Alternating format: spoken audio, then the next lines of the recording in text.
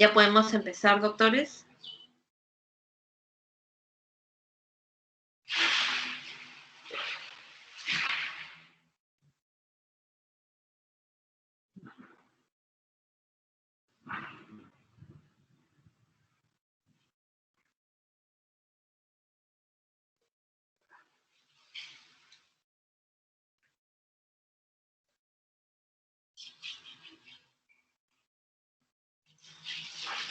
Sí, doctora, estamos 10 ya. Muy bien.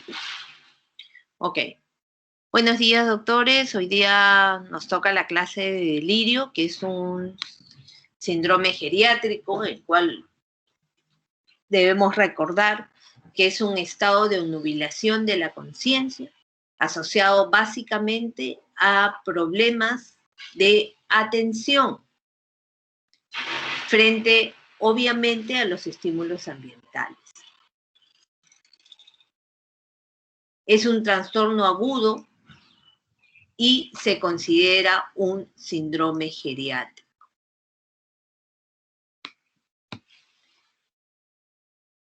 ¿Qué es importante en el delirio, doctores, que debemos recordar con respecto a los adultos mayores? Que la misma presentación del delirio puede iniciar o ser un componente muy importante en la cascada de eventos que te conduce a una espiral hacia abajo, que te lleva a deterioro funcional, pérdida de la independencia, institucionalización y, en última instancia, la muerte.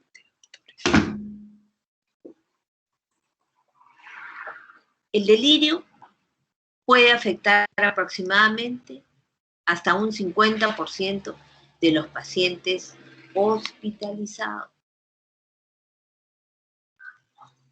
Epidemiológicamente, la inmunidad en general es de 1 al 2%, pero aumenta con la edad e incluso puede llegar hasta ser un 14% en los mayores de 85 años. La incidencia en urgencias puede llegar a ser hasta un 17% de las adultas mayores y, como ya les dije, en hospitalización pueden llegar a ser más del 50%. El delirio ocurre en pacientes recién operados e incluso en los internados en terapia intensiva, en el cual es mucho más alto todavía el porcentaje. En las residencias geriátricas o en unidades de cuidados posagudos puede llegar al 60%. Y al final de la vida, doctores, se puede presentar hasta en un 83% de pacientes.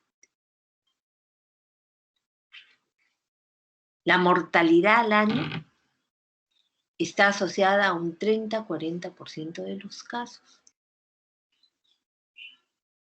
Está asociada en general a mal pronóstico a corto y a largo plazo para los pacientes en estado grave.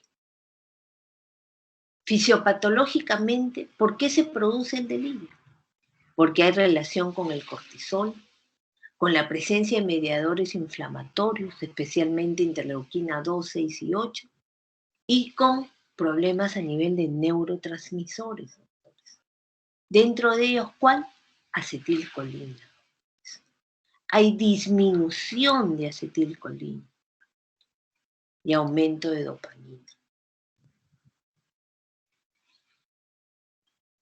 Todo esto, ¿a qué te va a llevar? A inflamación cerebral. Hay un aumento de la permeabilidad de la barrera hematoencefálica, empieza a haber neurotoxicidad, reducción del flujo sanguíneo y disminución de la glucosa.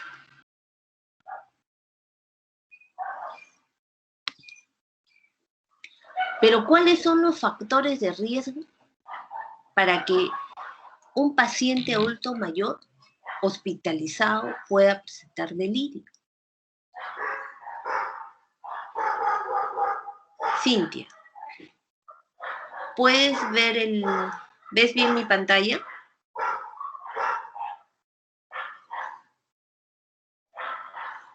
Sí, doctor. Ok. ¿Podría ser tan amable de podernos leer cuáles son las condiciones médicas que se vuelven en factores de riesgo para que un paciente pueda presentar delirio? Sí, doctor. A ver, Muchas dice demencia, condición médica, demencia previa, severidad de la enfermedad médica, de acuerdo a Apache 2, déficit sensorial, de predominio visual, catéter urinario o permanencia, gracias. sí, desnutrición o malnutrición, bajo nivel de albumina, duración de escala hospitalaria, Estancia. duración de estancia hospitalaria, polifarmacia al ingreso, uso de 5 o más medicamentos, depresión, edad, a mayor edad, mayor riesgo, comorbilidad, infección en cualquier sitio, infección de vías urinarias,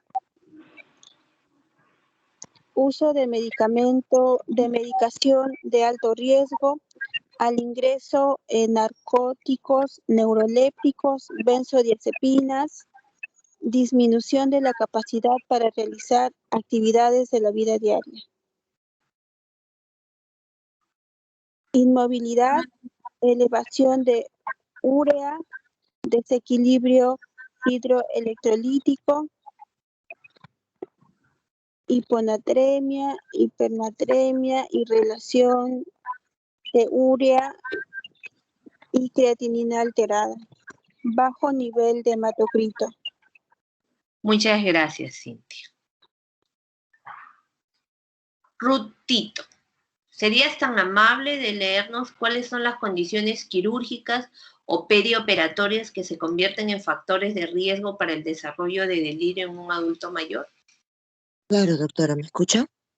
Sí, claro que sí, Ruth, te escucho perfecto. Bueno, edad mayor a 75 años, a mayor edad, mayor riesgo. También va a ver el puntaje de la American Society of Anesthesiologists. 3, albúmina por debajo de lo normal, transfusión de paquete globular perioperatorio, hipotensión transoperatoria, historia de abuso de alcohol, dependencia de al menos una actividad de la vida diaria, tiempo de espera para la cirugía, depresión, mayor número de comorbilidades, número de medicamentos, más de 5, pérdida sanguínea perioperatoria, pérdida sanguínea excesiva, cirugía por laparoscopía, reintervención quirúrgica, larga estancia intrahospitalaria, complicaciones perioperatorias, patología oncológica. Muchas gracias. Entonces, como vemos, doctores, pueden haber múltiples factores que pueden explicar el delirio en un adulto mayor. ¿Correcto? Recordando siempre que la demencia se convierte en uno de los factores más importantes para que un paciente esté en riesgo de presentar delirio. Y muchos de estos factores pueden ser las causas del delirio. Por ejemplo, si tenemos un paciente que viene por vómitos y diarrea y el paciente está hipotenso, ¿cuál crees tú, Brian, si el paciente viene en delirio que podría ser la causa del delirio?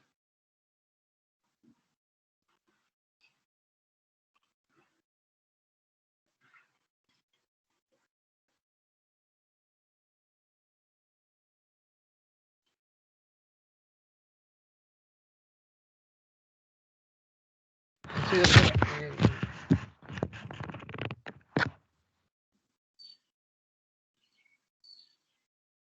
¿Qué crees tú que podría estar causándole delirio a este paciente? Al ejemplo que les estoy dando.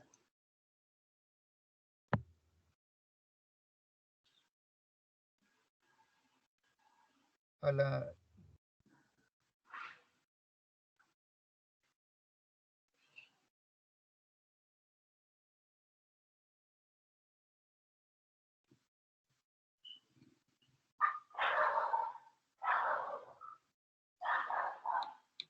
¿Se te ocurre alguna causa? ¿Alguno de ustedes quisiera opinar? ¿sería por infección? Uno podría ser por un cuadro infeccioso. Perfecto, Brian. Si es que esos vómitos si esos vómitos y diarrea se deban a un proceso infeccioso. ¿Qué otra causa más podría estar causándole un delirio al paciente?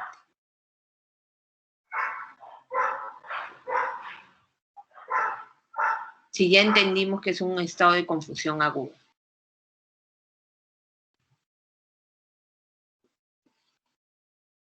Adriana.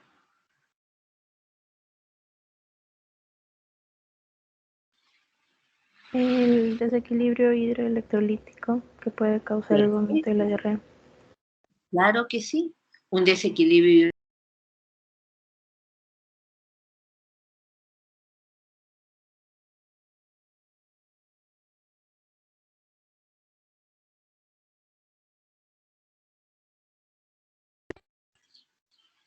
Jesús. Sí, doctora. ¿Qué otra cosa más podría estar causándole delirio al ejemplo que les he dado?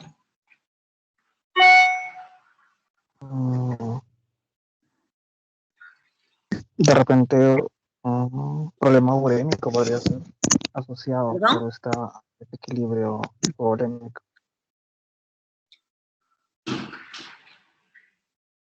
¿Urémico dijiste? Podría ser asociado al síndrome hipovolémico. De repente, un shock hipovolémico está causando. Ya. Podría ser que esté deshidratado y eso le esté llevando un shock. Claro que sí. También podría ser que tenga problemas de medio interno. No solamente un problema hidroelectrolítico, sino también que de repente está desarrollando.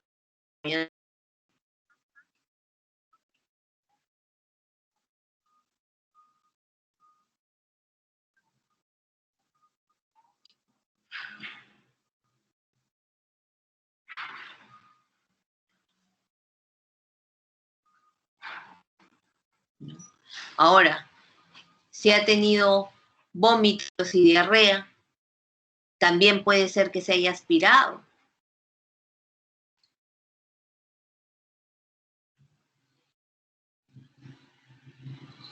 Y eso también le esté causando hipoxemia.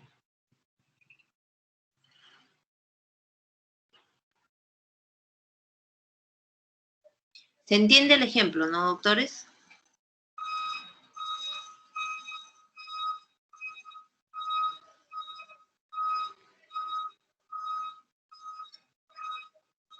¿Sí, doctores? Sí, doctora. Ok. Muy bien. Y otro de los datos que a mí me parecen muy importante que nosotros debemos ser conscientes es que muchas veces los fármacos también pueden tener relación con el delirio que pueda presentar un paciente.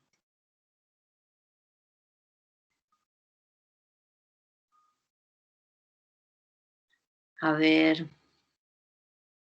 Javier Cerrato. Te pediría que seas tan amable y puedas leernos esta lista pequeña de fármacos con actividad anticolinérgica. Ustedes saben que hay un montón de fármacos con actividad anticolinérgica. Estos son algunos de fármacos que pueden producir delirio en un adulto mayor, doctores. Por favor, doctor. Aprosalam, amantadina, atropina, amitriptilina, aciatropina, captopril, cefusitina, clorazepam, clortalidona, clindamicina, ciclosporina, simetimidina, corticosterona, codeína, dexametasona, digoxina, dialtisem, flunitrazepam, flurazepam, furosemida, gentamicina, hidralacina, hidroclorotiazida, hidrocortisona, hidrosina, metildopa, mononitrato de exorbide, oxazepam, pancuronio, fenobarbital, piperacilina, prednisolona, ranitidina, teofilina, tiorosidacina, tobromacina, valproato sódico y warfarina. Como ustedes ven, si ustedes leen incluso esa lista, hay varios de los medicamentos que nosotros solemos usar. Entonces debemos de ser conscientes que si nosotros vamos a medicar a un paciente con uno de estos medicamentos que tengan actividad anticolinérgica o con cualquiera de medicación que tenga actividad anticolinérgica, nosotros tenemos que estar conscientes de que puede convertirse en un riesgo para que el paciente presente delirio. Y nosotros tenemos que conversar con la familia. ¿Por qué? Porque si no la familia va a creer que ustedes no saben nada, doctores. Y que ustedes le han dado una medicación y que al final le ha caído mal.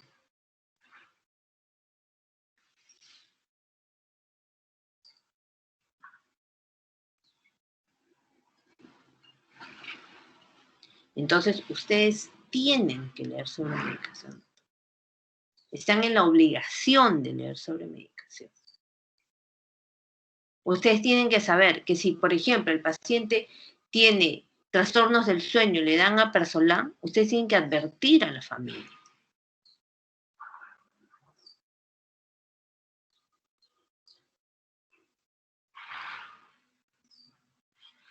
No solamente que, por ejemplo, pueda causar delirio, sino que también pueda producir caídas.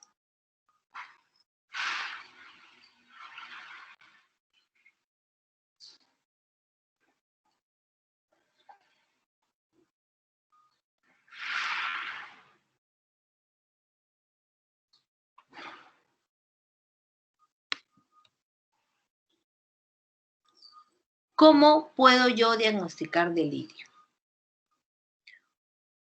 Me puedo guiar del DSM-5, ¿correcto? ¿Basándome en qué? Principalmente en alteración de la atención.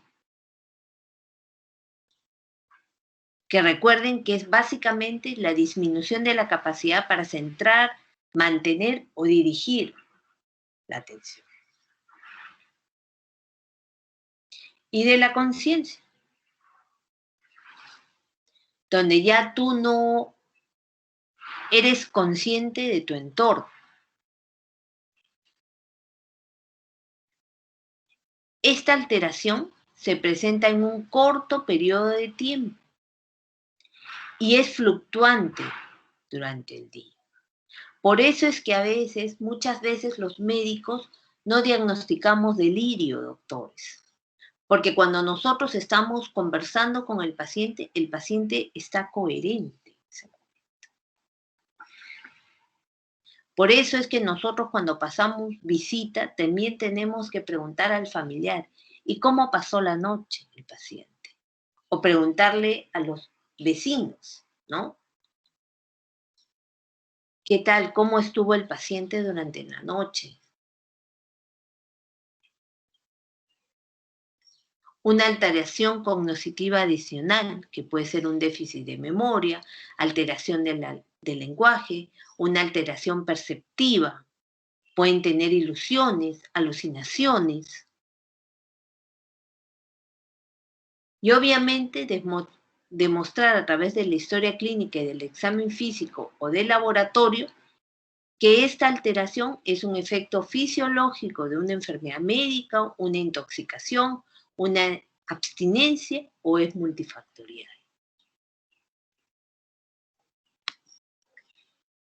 ¿Qué otra forma podemos utilizar para poder diagnosticar delirio? Podemos usar el CAM, que es muy utilizado especialmente en los estudios. donde ¿qué tenemos que ver? Cambios en el estado mental de inicio agudo y de curso fluctuante, con atención disminuida. Estos dos primeros tienen que estar presentes. Y puedes presentar pensamiento desorganizado o alteración del nivel de conciencia. Son necesarios 3, pero de los cuales los 2 primeros tienen que presentarse de todas maneras. ¿Cuáles son los tipos de delirio? Tenemos el hiperactivo, que generalmente es el que todo el mundo se asusta. Es el paciente que generalmente está agitado, se quiere tirar de la camilla. Es el paciente que ustedes ven que está golpeando todo, que se arranca las ondas, todo. El segundo tipo es el coactivo, en que generalmente el paciente está letárgico, indiferente, apático, responde poco a estímulos externos,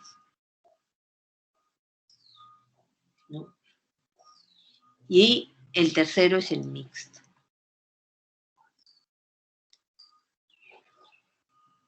Generalmente, algunos estudios refieren que el mixto es el más frecuente. Otros estudios refieren que el hipoactivo es el que se presenta más frecuentemente en adultos mayores, ¿no?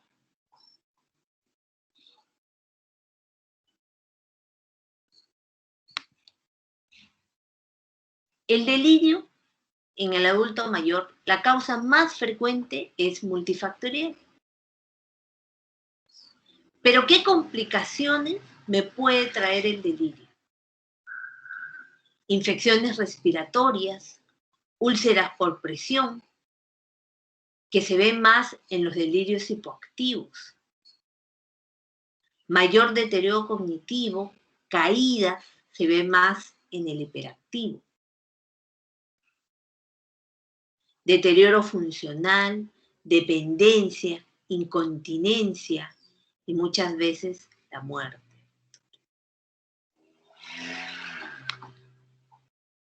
Por eso es tan importante que nosotros hagamos BGI, doctores. Debemos recordar que el BGI nos va a permitir mejorar nuestra disquisición diagnóstica. Hacer un adecuado plan de trabajo, tratamiento y seguimiento, porque nuestra idea es mejorar la calidad de vida del paciente. Y recordar siempre que los pacientes tienen que ser evaluados en todas sus esferas.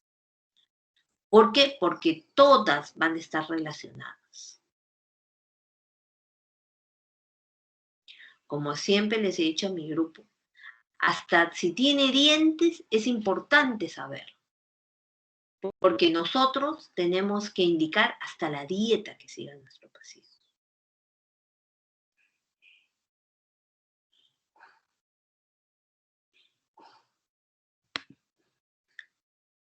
Y con alteraciones de la percepción debemos recordar siempre y diferenciar qué es una ilusión y qué es una alucinación. La ilusión es una alteración de la percepción en la que tú tienes un estímulo. Por ejemplo, obviamente es una interpretación errónea del estímulo. Tú ves que se mueve la cortina y hay algunos pacientes que te dicen, mira, ahí está el ángel que está viniendo por mí. La alucinación es una percepción en ausencia de un objeto o estímulo externo.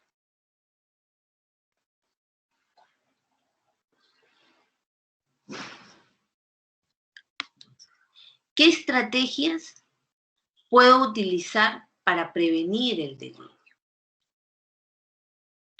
Uno es una estimulación cognitiva. Debo ayudar al paciente a que él pueda orientarse en espacio y tiempo. Puedo permitirle que esté con el familiar para que el familiar lo acompañe.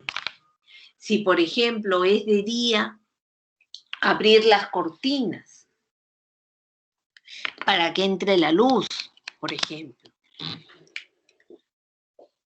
Ponerle, de repente, un reloj. Ponerle un calendario con letras grandes para que el paciente vea qué día estamos.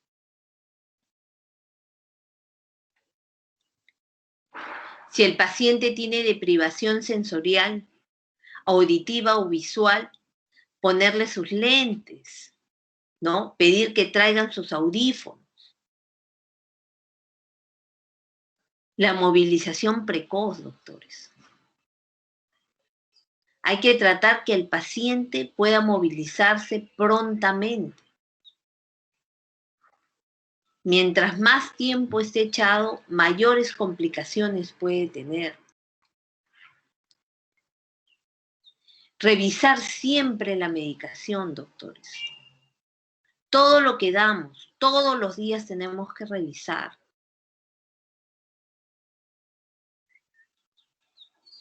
Incentivar el descanso nocturno.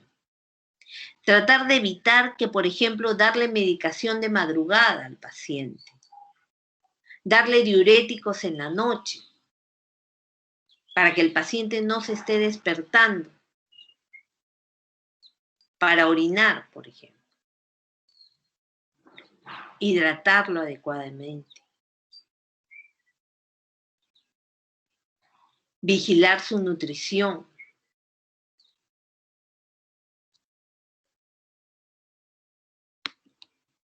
Y dentro del tratamiento, doctores, siempre debemos recordar que hay que tratar las causas probables que estén causando el delirio. Por ejemplo, utilizando el ejemplo anterior, si el paciente está deshidratado, pues hay que hidratarlo. Si el paciente tiene un trastorno del medio interno, pues hay que corregir el problema del medio interno. Si está infectado, hay que darle un antibiótico. Si es que puede ser un medicamento, hay que descartar el medicamento.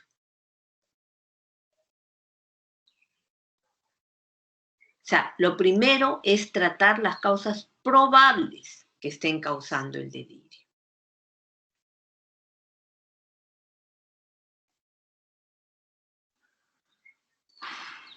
Y si a pesar de que estamos haciendo todo eso, estamos manejando el medio interno, las infecciones, si es medicamentoso, si es un problema vascular, lo que esté causando el delirio. Y a pesar de todo ello, el paciente continúa en agitación psicomotriz que ustedes no puedan controlar, incluso estando presente el familiar, pues vamos a tener que plantear darle medicación antipsicótica. Dentro de ellos, a la cabeza, haloperidol. Aquí es mucho más fácil porque el haloperidol viene también en ampollas. Y si el paciente está en una agitación psicomotriz importante y ustedes no lo pueden controlar y está pateando, se arranca todas las vías, todo, y tienen que tranquilizarlo porque el paciente tiene alto riesgo de que se pueda hacer daño o hacerle daño a alguien, pues pueden utilizar la medicación en ampollas. Puede usar haloperidol, que es un antipsicótico atípico, típico. Obviamente siempre se prefiere primero la vía oral. Pero si no es posible, dado la situación en la que se encuentra el paciente, pues podemos usar la vía intramuscular o endógena.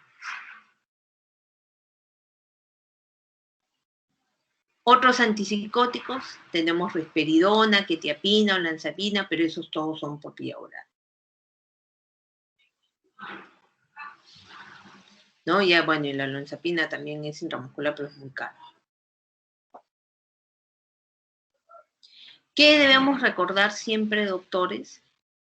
Que debemos iniciar con la menor dosis y aumentar de acuerdo a la respuesta y tratar de utilizar este tipo de medicamentos el menor tiempo posible.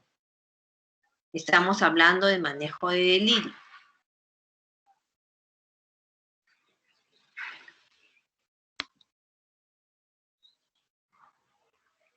Siempre debemos recordar que hay que diferenciar entre delirio, demencia y depresión. Recuerden, el delirio es agudo y tiende a ser fluctuante durante el día, donde el déficit primordial es el problema de la inatención.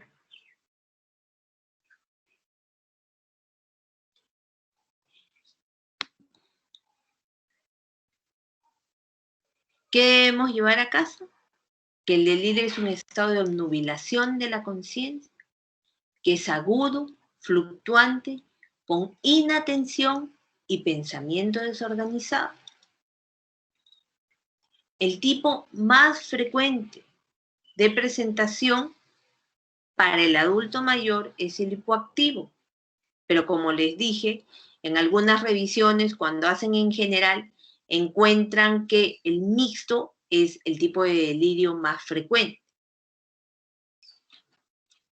Las causas suelen ser multifactoriales. Hay que tratar las causas subyacentes y es una urgencia médica.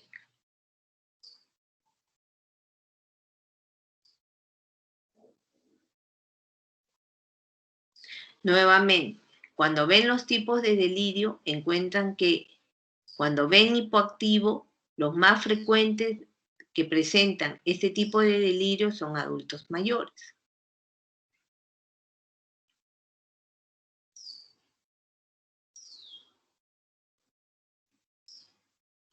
Y no se olviden de que el delirio, a diferencia de la demencia, el delirio es agudo.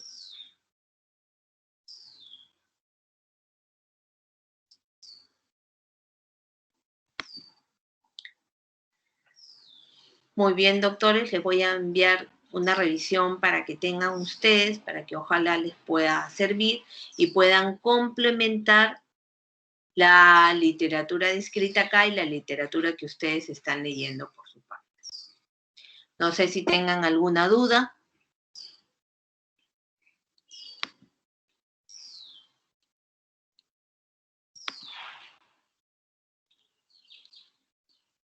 Bueno, si no hay ninguna duda, doctores, procedemos a ¿A quién le toca exponer el día de hoy, doctores? A mi doctora Torres Rodríguez. Oh, muy bien, doctora. Por favor. Si puede poner su pantalla.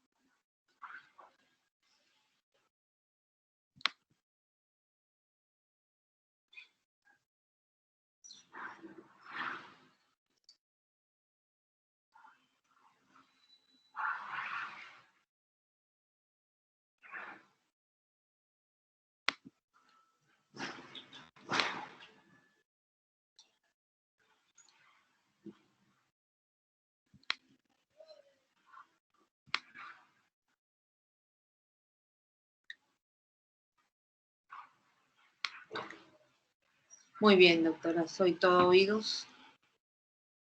Voy a apagar mi micrófono para que no interfiera con su exposición.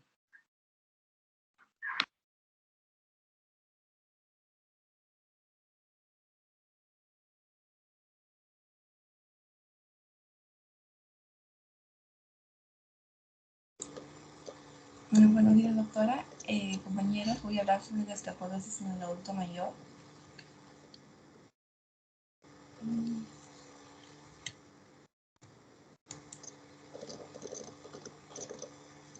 Bueno, vemos que la importancia de esto es que en los últimos 50 años ha habido una elevada magnitud del problema de la osteoporosis a nivel poblacional, y esto se estima que es la enfermedad crónica más prevalente en todo el mundo, especialmente en mujeres mayores de 65 años. Esto se prevé que para el 2050 el número de personas mayores de 60 años se eleve, por lo cual el impacto de esta podría ser una epidemia. Será impresionante también. Entonces se caracteriza por una baja masa ósea, fragilidad esquelética y alteración de la microarquitectura. En el mundo va a ocurrir más de 1.600.000 fracturas de cadera anualmente, con elevada mortalidad, aproximadamente entre un 15 al 20% en el primer año de padecerla. Y el costo también es elevado, más de 10 billones de dólares anuales. Es por eso que se considera la osteoporosis un problema mayor de salud pública. Los datos epidemiológicos en otros países, como en Cuba, reportan a partir de la fractura de la cadera, no así como una causa de mortalidad directa, ya que se involucran otras causas asociadas, ¿no? También es el segundo problema de salud de importancia, detrás de las enfermedades cardiovasculares, y se dice que una de cada tres mujeres y un hombre de cada 8 mayores de 50 años van a sufrir una fractura en consecuencia de la osteoporosis. Más del 20% de las mujeres que tienen una fractura de cadera relacionada con la osteoporosis mueren antes del año, y se estima que el 75% de los casos de osteoporosis van a estar sin diagnosticar, ¿no?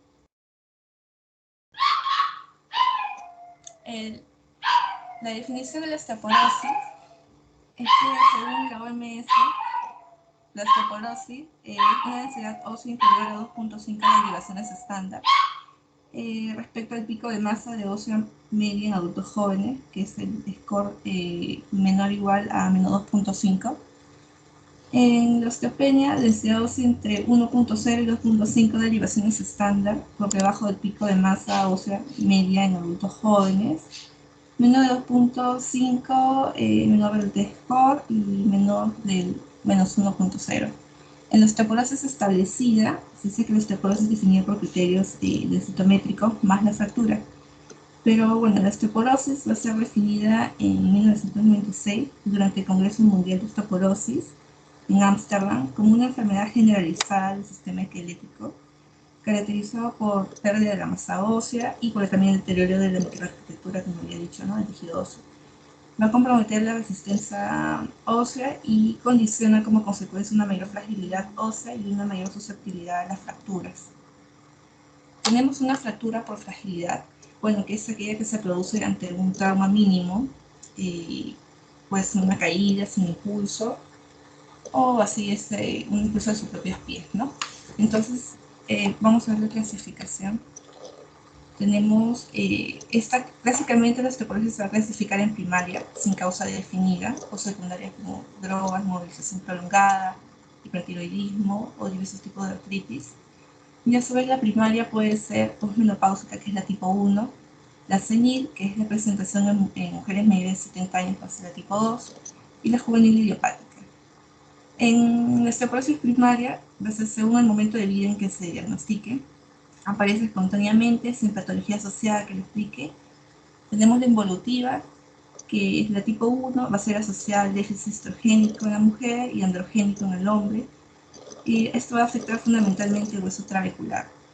El tipo 2, o senil, en relación con la edad a partir de la cuarta década de la vida, la causa básica va a ser desconocida y afecta fundamentalmente al hueso perocortical.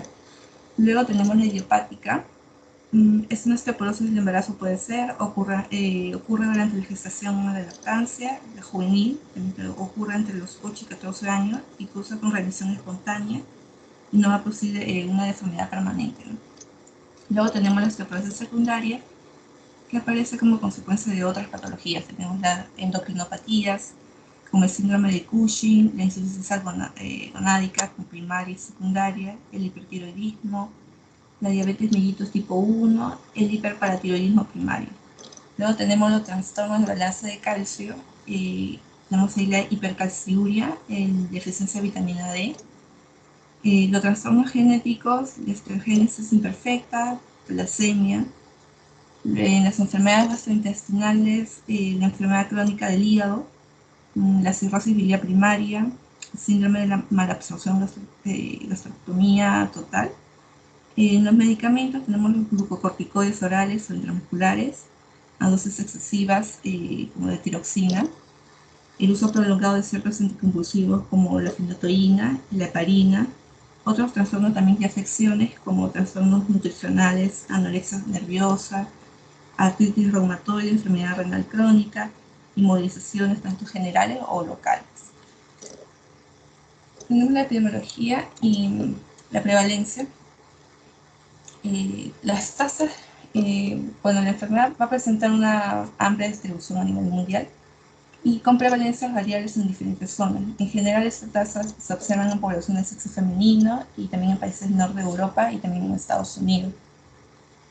La prevalencia de esta osteoporosis va a ser difícil de establecer por ser una enfermedad que la mayor parte del tiempo va a ser asintomática y solo se puede establecer desde el punto de vista epidemiológico, cuando va a aparecer una complicación que va a ser la fractura. En la fisiopatología tenemos que, la masa ósea va a ser el contenido mineral tanto de calcio y fósforo, de hueso que depende de dos procesos, tanto el modelado y el remodelado óseo, es decir, que la masa depende del primer lugar y el pico de masa ósea alcanzada alrededor de la adolescencia, 2 de la capacidad de reposición del contenido mineral óseo durante el proceso de remodelado óseo y de acciones onoxas que afecten algún aspecto de la resistencia ósea que va a incluir afecciones genéticas, estilo de vida, enfermedades y uso de medicamentos, entre otros, ¿no?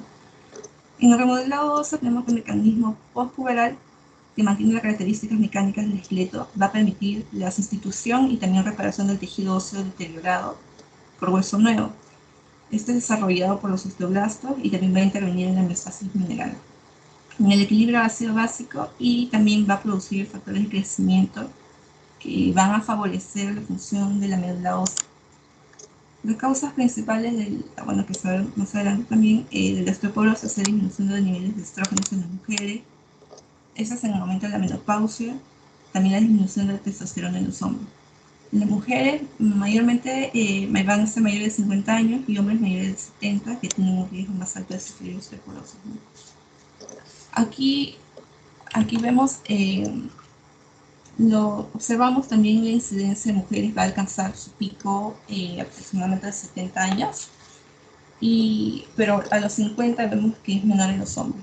Luego ya se igualan a los 70 años, tanto hombres y mujeres.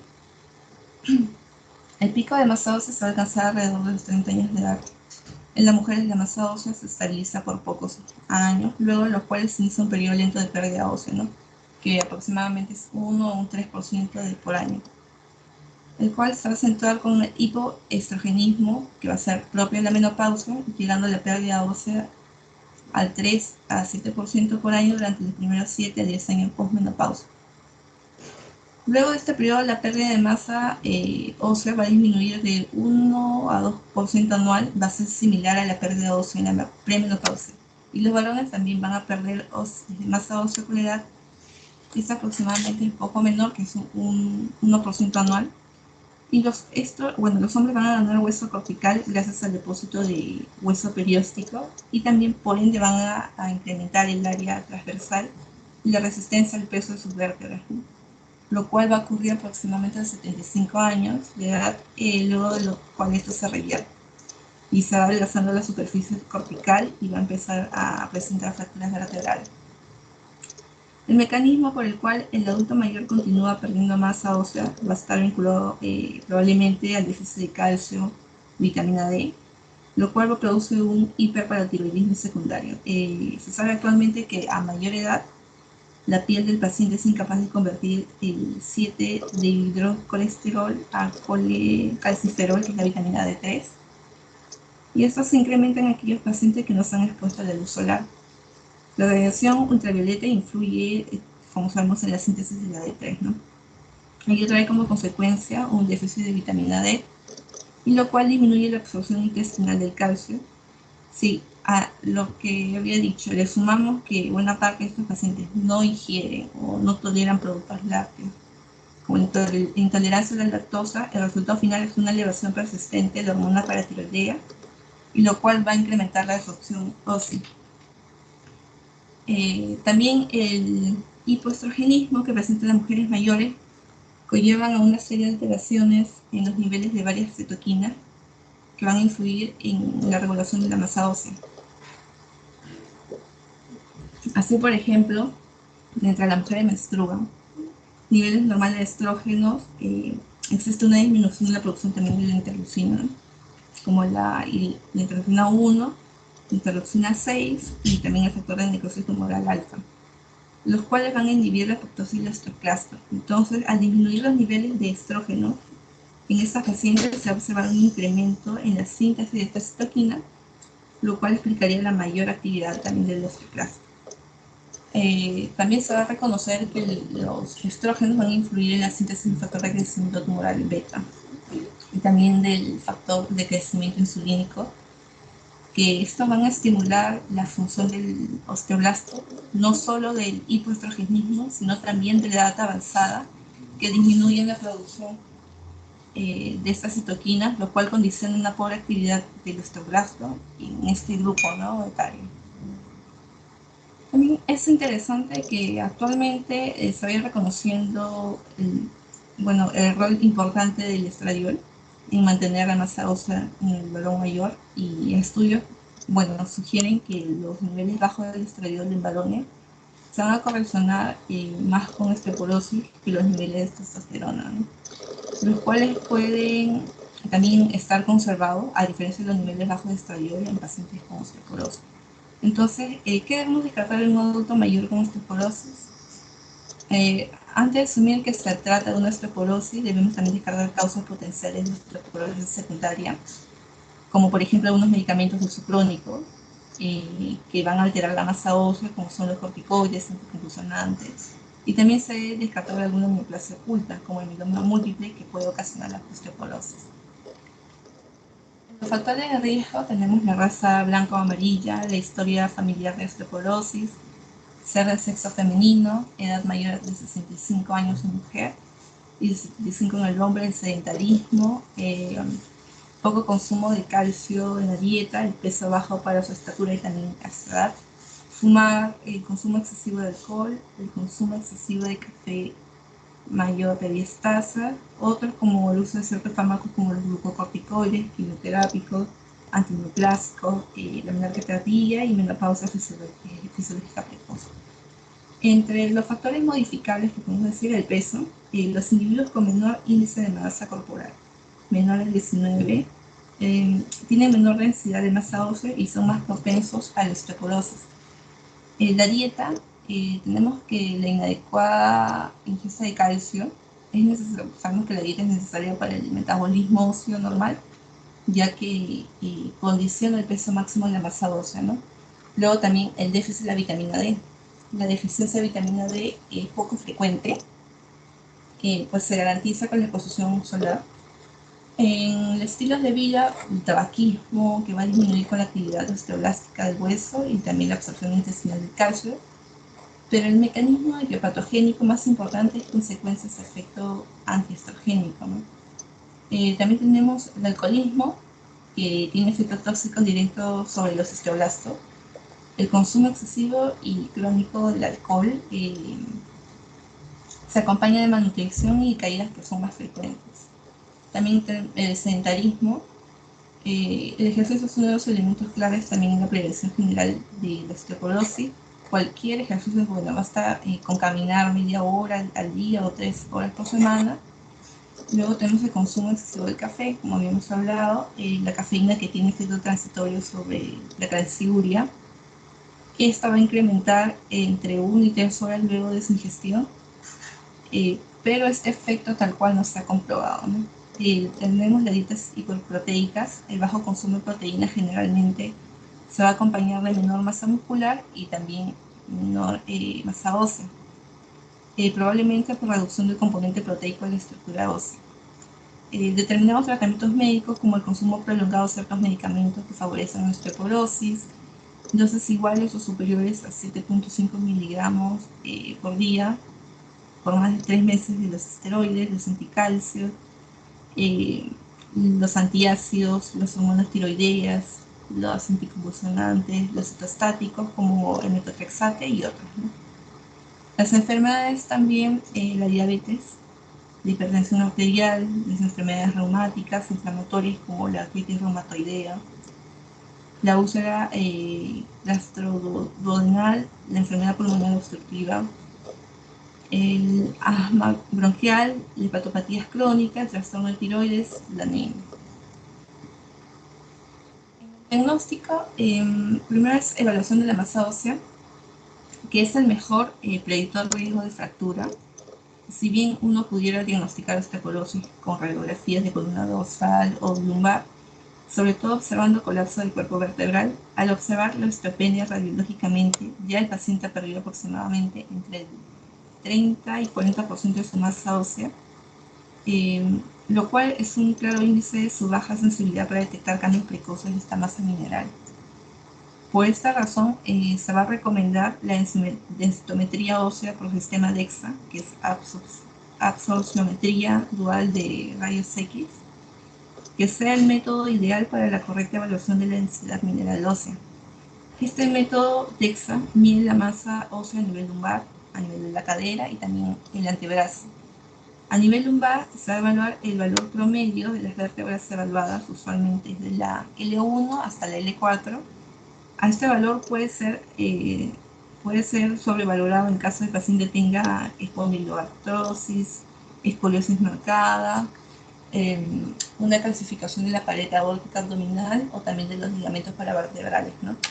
En este caso se va a recomendar evaluar la densidad mineral en una incidencia lateral, usualmente va a ser entre la L2 y la L3, ya que las costillas pueden sobreestimar también la masa mineral de la L1, o la cresta ilíaca hace lo mismo para la L4. En la cadera se va a medir la masa ósea en el lado no dominante, y entre las diferentes regiones evaluadas se prefiere el cuello femoral. ¿Por qué el cuello femoral? Porque es la región que más correlaciona con osteoporosis y también el riesgo de fractura de cadera. En el antebrazo se va a recomendar evaluar también el miembro no dominante, y la región ultradistal es la que debe informarse, ¿no? Porque es la que contiene también mayor cantidad de hueso trabecular. Cuando tenemos aquí radiografías de osteoporosis precoz o moderada, se va a observar desmineralización que se manifiesta por la menor radiodensidad de hueso trabecular, que va a ser el esponjoso. Esto de los cuerpos vertebrales, lo que da lugar a que el hueso cortical va a aparecer relativamente destacado. En la osteoporosis afecta de manera especial las trabéculas horizontales del hueso esponjoso, esto del cuerpo vertebral. En radiografías en bases tardías pueden apreciarse los colapsos vertebrales, fracturas por compresión y aumento de la cifosis torácica. La osteoporosis del cuerpo vertebral se producen en todas las vértebras, pero más frecuentes están en las torácicas, y es que es frecuente en mujeres postmenopáusicas. La columna lumbar, en la que se aprecia pérdida marcada de la densidad ósea, los cuerpos vertebrales aparecen como bicóncavos por presión del núcleo pulposo, con preservación también de sus bordes, lo que le confiere el típico aspecto de una vértebra que le dicen vértebra de pescado. Hay pérdida generalizada de la densidad ósea por mieloma. Hay la radiografía de columna lumbar en la que se aprecian apretamientos vertebrales de la D12 y en la L1, disminución generalizada de la densidad. En el diagnóstico tenemos, es el diagnóstico de la masa ósea según recomendación de la OMS. hasta va a dividir en normal, osteopenia, osteoporosis y osteoporosis severa. En la normal, el valor P predictivo, o hasta 1DS por debajo del promedio, para adultos jóvenes va a estar entre 0 y -1. En la osteopenia, el valor va a estar entre -1 y -2.5. En la osteoporosis va a ser el menor de -0.5 y en la osteoporosis severa, más de una, lo que se dice en estos criterios, pero más de una fractura por fragilidad ósea. Bueno, también se debe señalar que los informes de densitometría ósea no solo se van a limitar al valor P, también existe el valor Z, que por su importancia radica en que si existe un menor de 2.0, uno debe sospechar que la masa ósea baja pueda no ser solo atribuible a la edad avanzada o el hipoestrogenismo, sino que debemos buscar una causa secundaria de osteoporosis. En los bioquímicos tenemos que existen marcadores de formación ósea como la osteocalcina, fosfato alcalina, también de resolución ósea como la pirinolina e hidroxiprolina urinaria, que sin embargo recientemente se recomienda dosar más el valor del N-telopéptido. Bueno, esto es urinario, el cual es más específico para medir la pérdida de colágeno óseo, ¿no? Si bien es cierto que este N-telopéptido urinario no puede diferenciar entre una osteopenia o osteoporosis, sí puede ser útil para el seguimiento de los pacientes monitorizando su respuesta al tratamiento, que es antirresortivo, ¿no? En el tratamiento tenemos, no farmacológico y farmacológico. En el no farmacológico tenemos que incluir la educación del paciente y su familia, ejercicios adecuados para mejorar la fuerza muscular, y esto así evitar caídas, también la masa ósea, el uso de aparatos ortopédicos.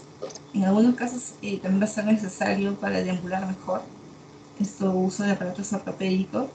También debemos tener presente que debemos evitar condiciones que predispongan caídas como piso resbaloso, obstáculos en el suelo, pobre iluminación del ambiente, así como también evitar fármacos como benzodiazepina que puedan inducir mayor riesgo de caídas.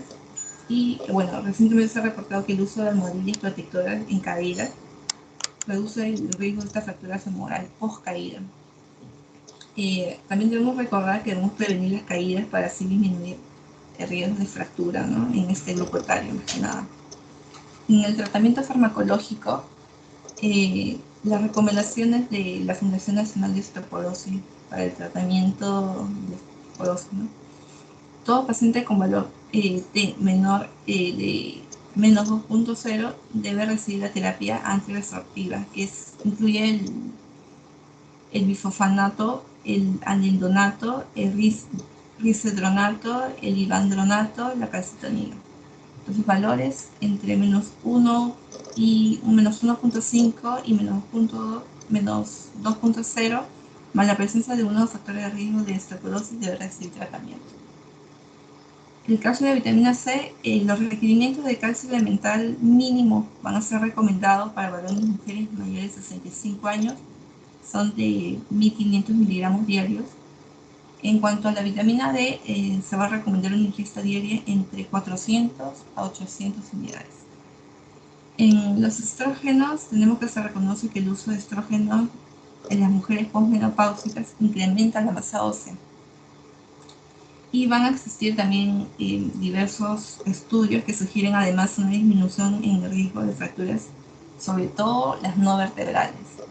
Entonces, aunque existen pocos trabajos sobre la eficacia de mujeres mayores de 70 años, lo observado sugiere que también podría ser de utilidad en este grupo etario, ¿no? Entonces, debiendo recordar siempre las precauciones para evitar el riesgo de carcinoma de mama o endometrio con su uso prolongado.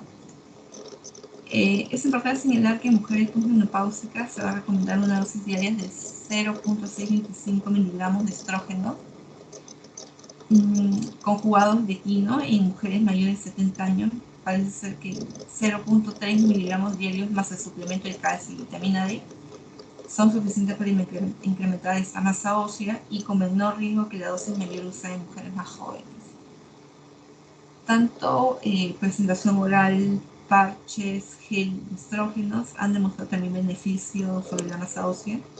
En el caso de que uno desee disminuir el riesgo de neoplasia de mama o también de endometrio, el uso de raloxifeno también es sugerido, ¿no? Aunque hay un estudio de More que acerca de este modulador selectivo del receptor de estrógeno solo mostró beneficio en la osteoporosis vertebral. Sabemos que los estrógenos van a disminuir la incidencia de enfermedad cardiovascular, probablemente debido a su efecto benéfico sobre los lípidos. Hay un estudio que es de HERTZ, que es la prevención secundaria de enfermedad coronaria con estrógenos, el cual se tuvo que suspender antes que termine todos estos estudios porque había una incidencia incrementada de cáncer de mama, ¿no?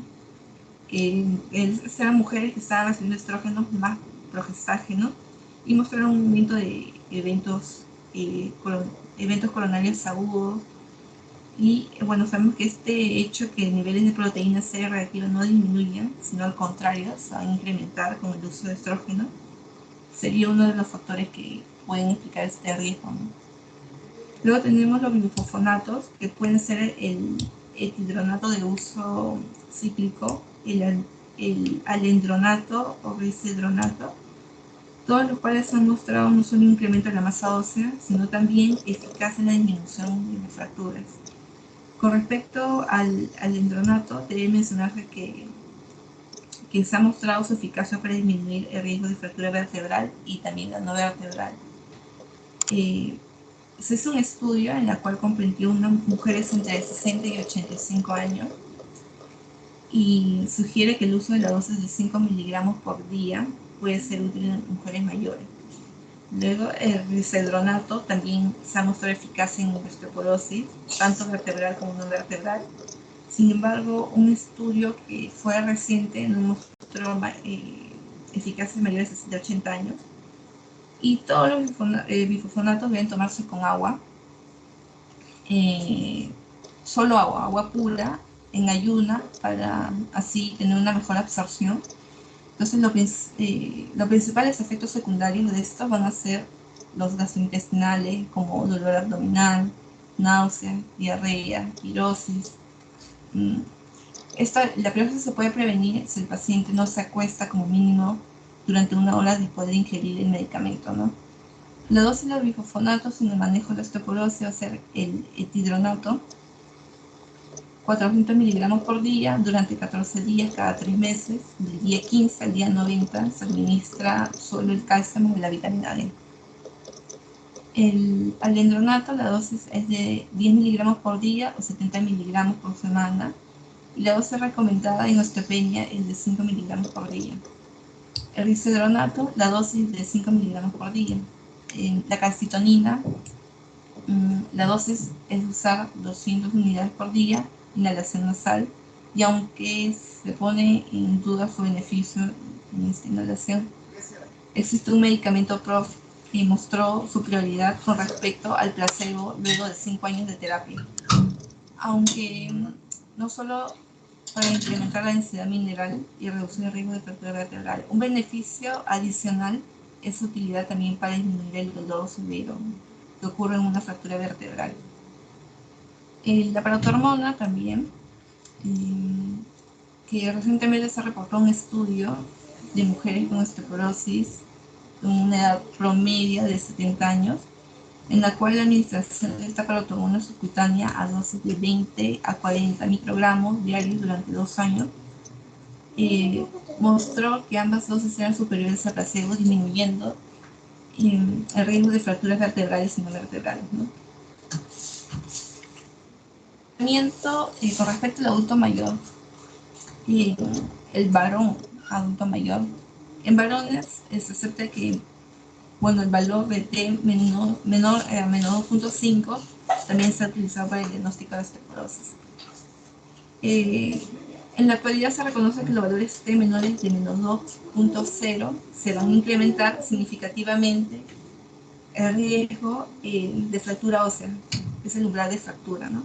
La Fundación Nacional de Osteoporosis de Estados Unidos va a recomendar iniciar la terapia antirresortiva en mujeres con valor de T, pero que es menos 2.0.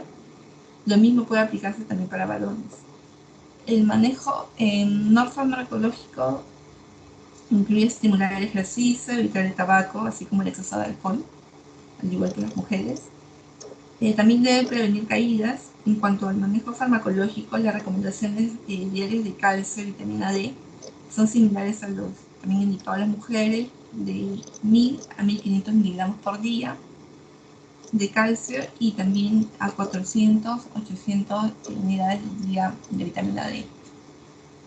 En lo que respecta a otras terapias, bueno, a pesar que el hipogonadismo es frecuente en hombres, en cuyo caso el reemplazo hormonal con testosterona es común, aún existen estudios también que demuestran que su eficacia en osteoporosis de varones es una preocupación con su uso crónico, ¿no? Ya que puede conllevar un riesgo de padecer carcinoma prostático.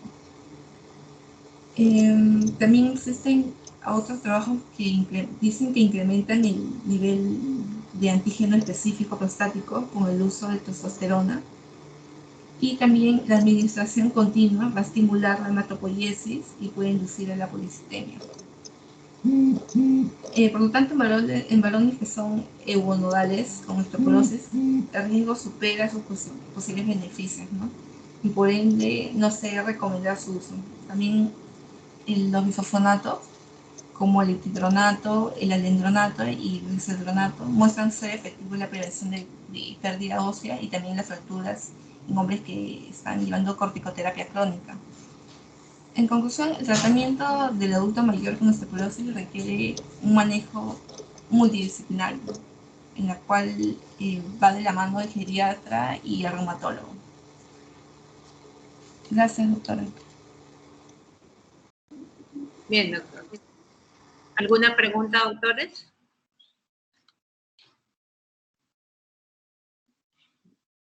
Muy bien, doctores. Si no hay ninguna pregunta, quedamos hasta acá. Buenos días, doctores. Hasta luego, doctora.